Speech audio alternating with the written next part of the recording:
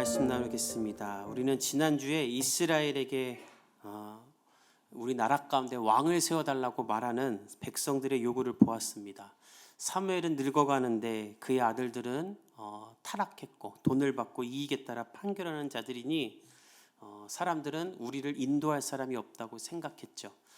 그래서 모든 장로들은 사무엘에게 나와서 기다렸다는 듯이 왕을 세워달라고 합니다.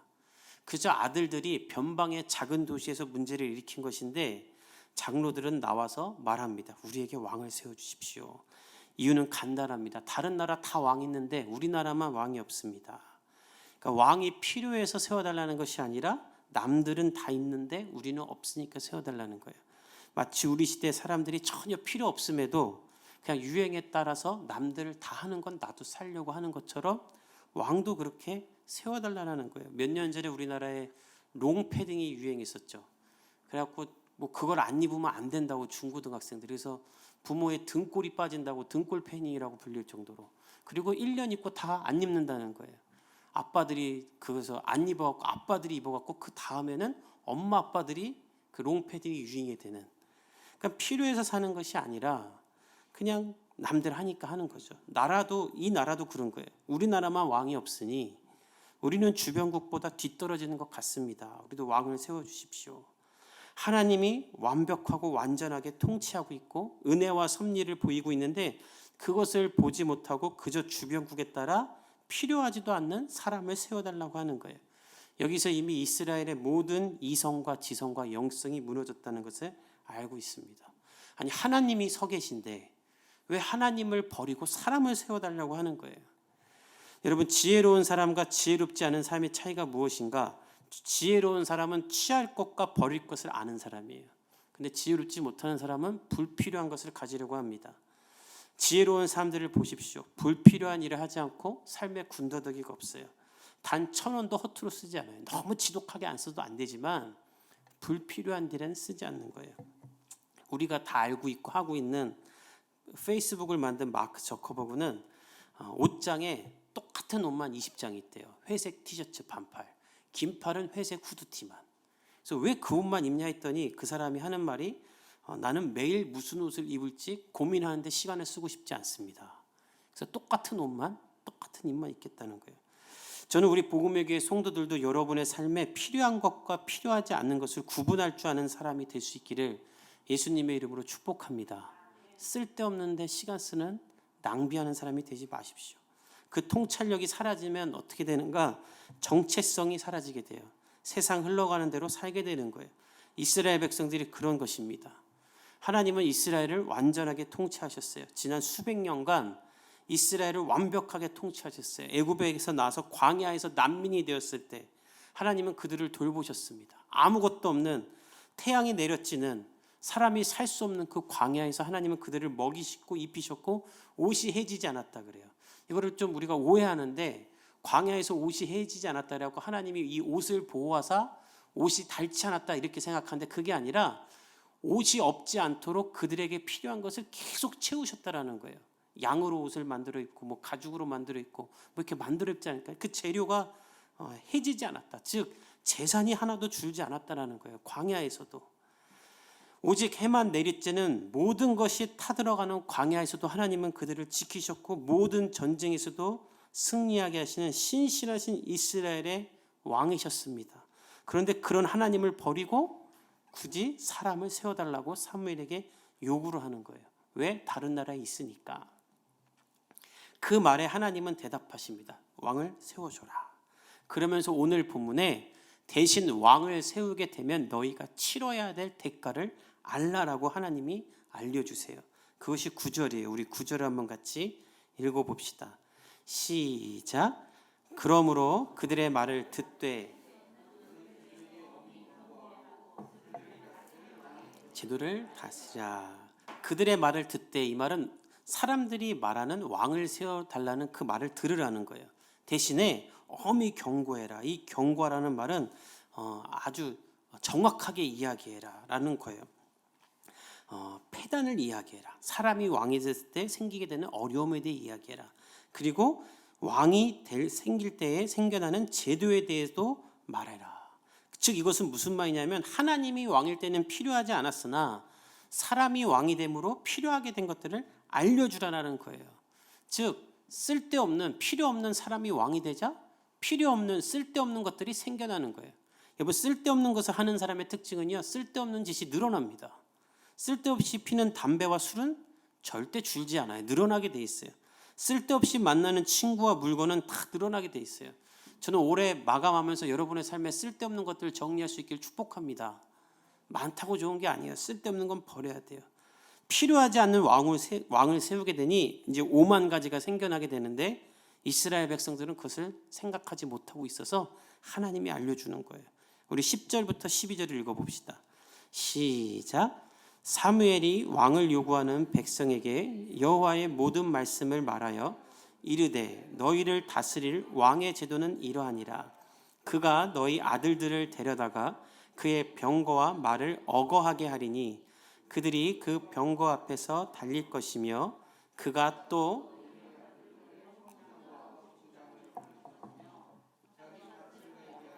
자기 추수를 하게 할 것이며 자기 무기와 병거의 장비도 만들게 할 것이며 하나님을 버리고 사람을 택하는 이스라엘에게 사무엘은 가감없이 전합니다. 이 모든 말씀을 전한다는 말은 가감없이 전했다.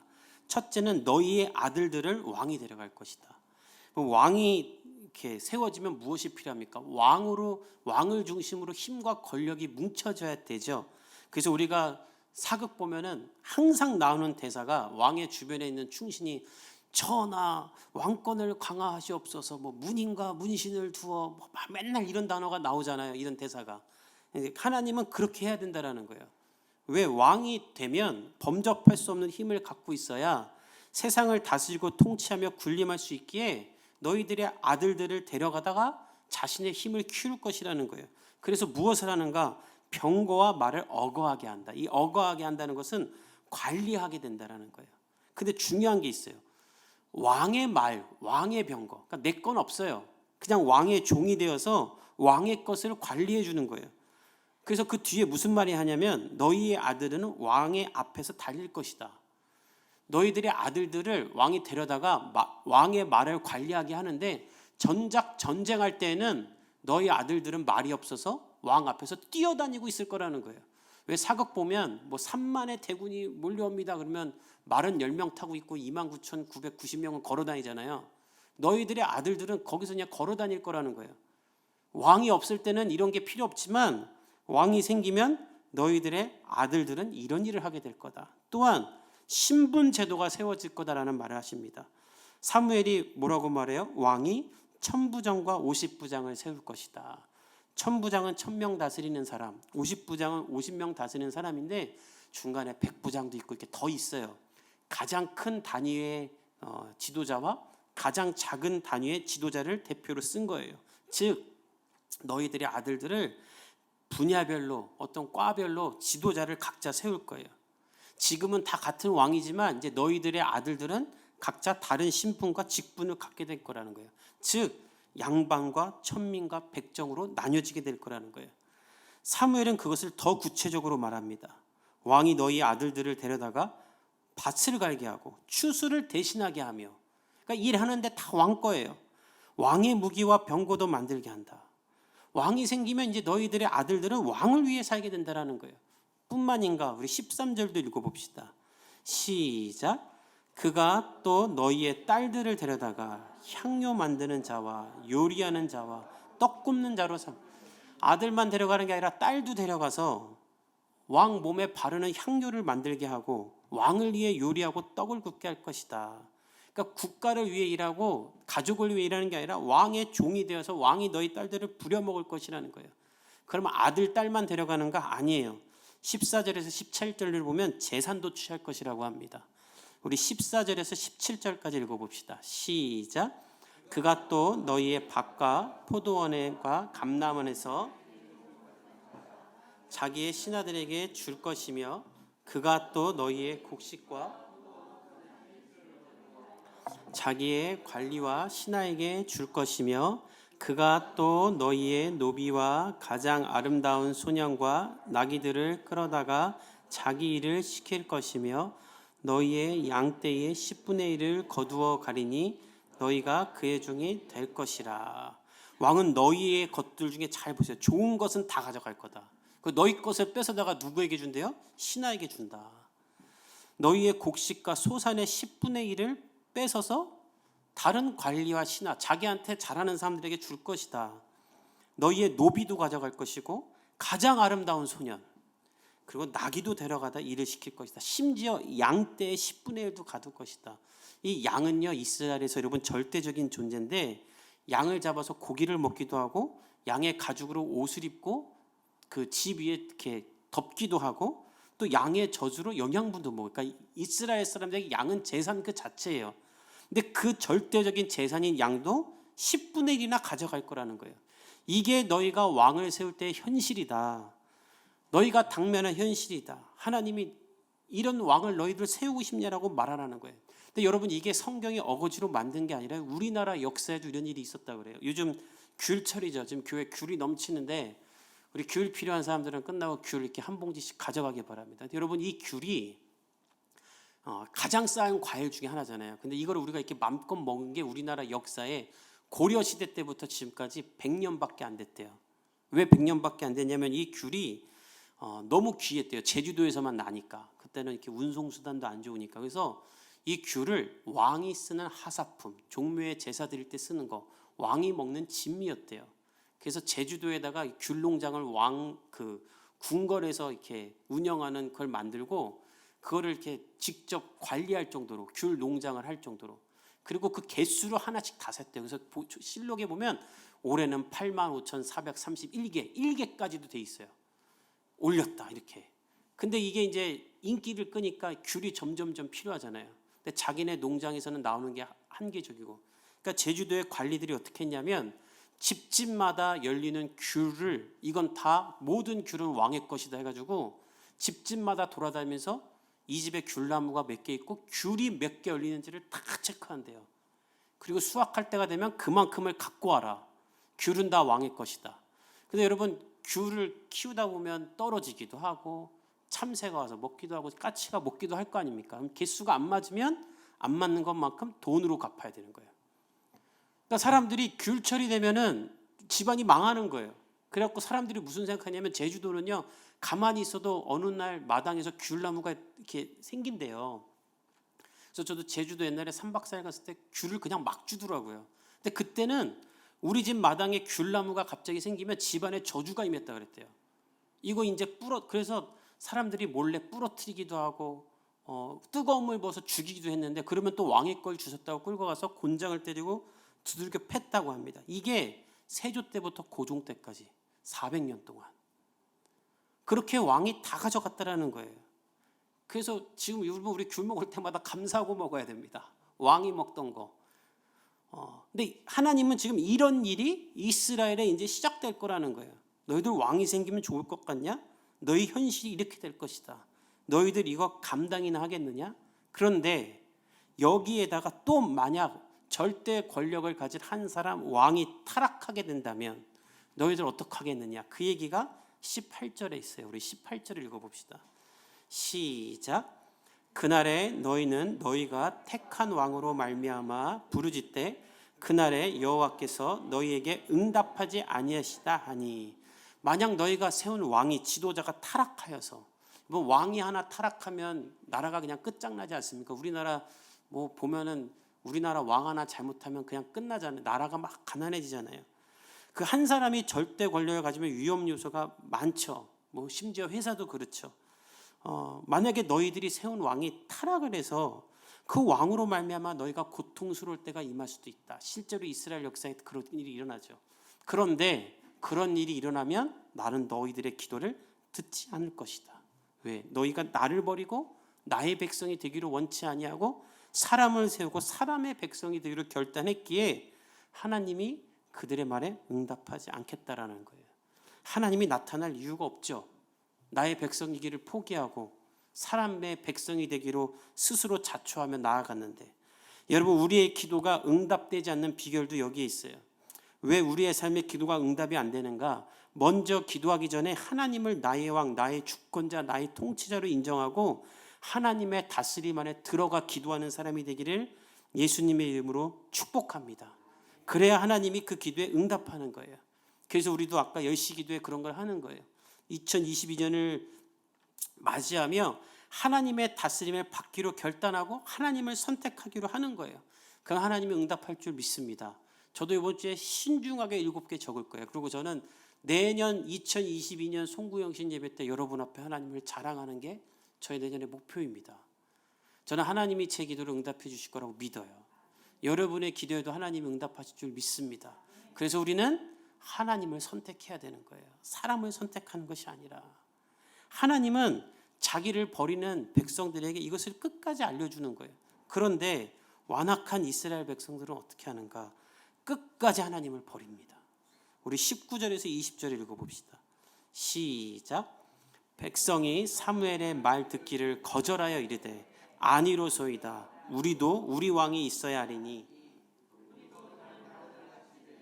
우리의 왕이 우리를 다스리며 우리 앞에 나가서 우리의 싸움을 써야 할 것이나.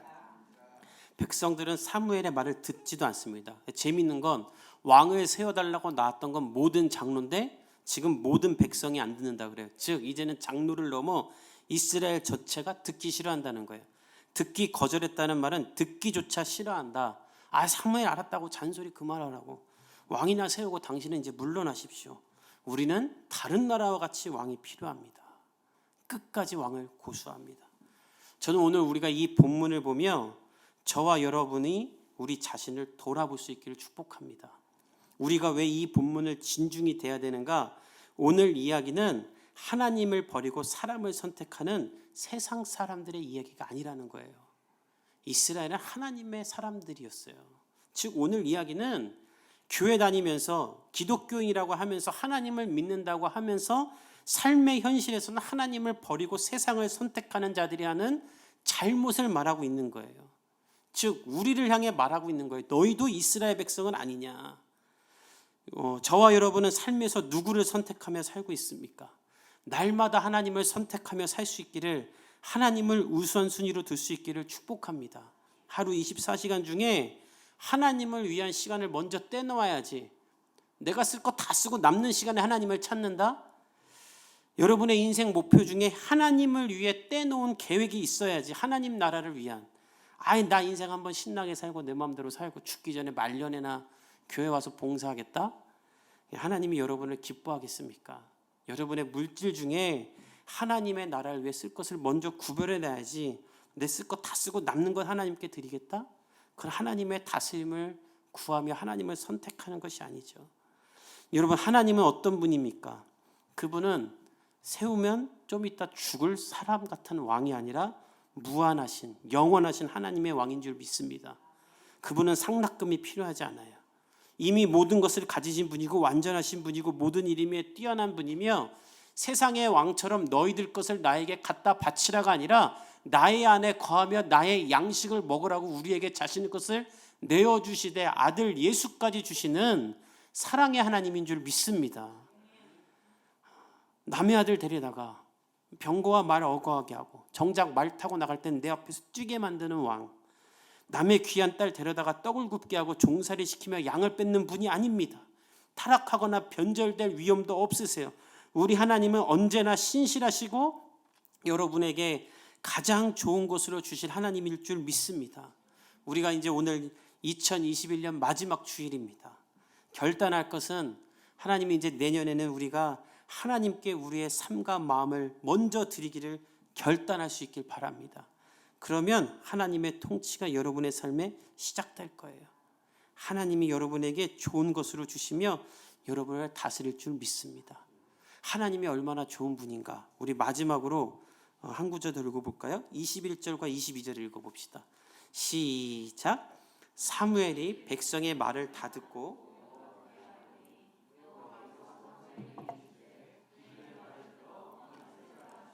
사무엘이 이스라엘 사람들에게 이르되 너희는 각기 성읍으로 돌아가라 하니라. 이런 못돼 먹은 말을 하는 이스라엘의 백성들의 말을 하나님이 다 듣고 뭐라고 하냐면 사무엘에게 야 그냥 들어줘라 하는 거예요. 제가 하나님이면 그 자리에서 다 그냥 번개쳐서 그냥 다 없애버리고 새로운 나라 세울 겁니다. 하나님 그렇게 말하는 이 사람들을 그냥 품으세요. 하나님의 사랑이 이렇게 큰 거예요. 그리고 하나님은 이들의 악한 의도를 선하게 바꾸사 어떻게 하는가? 그래, 너희들이 원하는 왕을 내가 세워주겠다. 대신 그 왕을 통해 내가 너희들을 하나님이 원하시는 나라로 만들겠다라고 악한 의도를 선하게 하나님은 또 바꾸시는 거예요. 그 왕이 누구였는가? 다윗이었죠. 그래서 하나님은 다윗을 통해 이스라엘의 예배를 회복하십니다. 그리고 최후에는 다윗의 자손 아들 예수님이, 하나님의 아들 예수님이 왕으로서 우리를 지금 다스리시는 거예요. 여러분, 이 좋으신 하나님을 붙잡고 한 주간 승리하는 하나님의 백성이 되기를 예수님의 이름으로 축복합니다. 하나님을 버리고 사람을 택하는 것이 아니라 하나님을 선택하는 복음의 교회 성도들이 되기를 예수님의 이름으로 축복합니다. 우리 함께 기도하겠습니다. 여러분 우리 자신을 돌아보며 기도합시다. 여러분은 하나님을 선택하며 살고 있습니까? 세상을 선택하며 살고 있습니까? 남는 시간에 하나님을 예배하고 남는 것이 있으면 하나님께 드리겠다고 말하고 있습니까? 아니면 하나님이 내 삶의 우선순위입니까? 여러분 기억하십시오. 하나님은 절대 여러분 것을 뺏는 분이 아닙니다. 여러분에게 대가를 원하지 않습니다. 세상 사람들 보십시오. 여러분에게 좋은 것 줄 때는 나한테 엎드리라고 하는 거예요. 그러나 하나님은 그러지 않으세요. 우리에게 주다 아들 예수님까지 주시며 말씀하십니다. 이 힘든 세상 속에 세상을 택하며 매일 좌절하고 실망하지 말고 내 안에 거하며 나의 풍성한 은혜 가운데 나로 말미암아 승리하는 삶을 살기를 원한다. 나를 선택하라. 우리가 이 시간 기도할 때 하나님, 제가 그 하나님을 선택하며 하나님의 돌보심 안에 살아가는 하나님의 백성이 될 수 있도록 나에게 믿음을 주시고 나를 붙잡아 주시옵소서. 통성으로 함께 기도하며 나가겠습니다. 하나님 아버지, 우리는 연약한지라 매일매일 세상의 것을 보고 주변을 보며 하나님을 선택하지 않고 세상을 선택하며 살고 있습니다.